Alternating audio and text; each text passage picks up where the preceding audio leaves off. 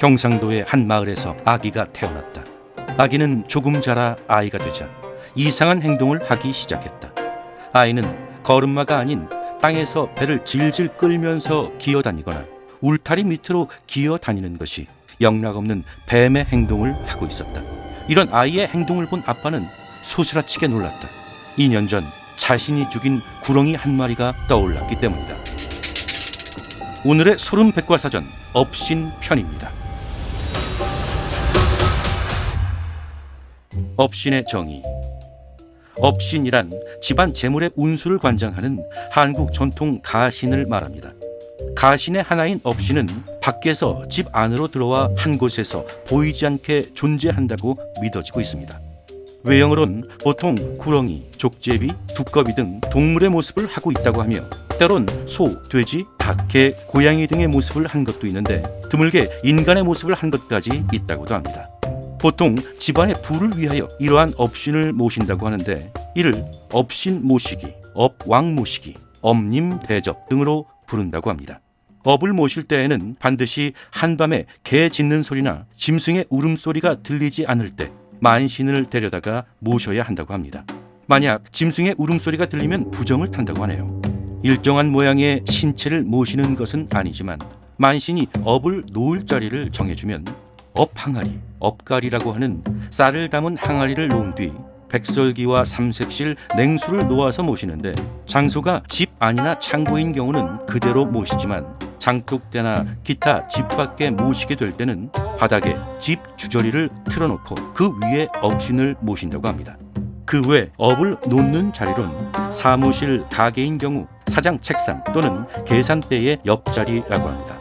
업신은 잘해주면 부자로 만들어주지만 홀대하면 그 집안은 패가 망신하고 집안에 부정한 일이 발생하면 집을 나가버리기도 한다고 합니다. 집안의 뱀 또는 다른 형상의 업신이 밖으로 나오면 그 집에 업이 나왔다고 하고 다른 곳으로 나가지 못하도록 주의하여야 한다고 합니다. 그 외 여담으로는 남을 낮추어 보거나 하찮게 여기는 일을 뜻하는 업신여기다 라는 말과 연관관계를 궁금해하는 경우가 있는데 업신의 업은 복을 뜻하는 순우리말이며 업신여기다의 업은 없다의 옛말로서 어원적으로 연관이 없다고 합니다.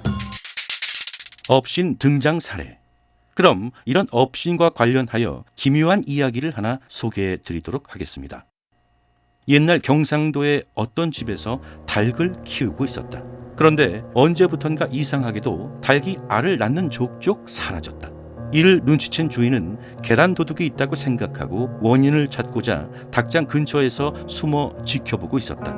새벽녘이 되어서 닭이 알을 낳고 꼬끼요 소리를 내자 숨어있던 주인은 정신을 차리고 닭장을 보았는데 처마에서 구렁이가 기어나와 달걀을 전부 입으로 삼키고는 기둥을 둘둘 감더니 뱃속에 알을 깬 뒤 다시 처마 속으로 들어가 버리는 것이 아닌가.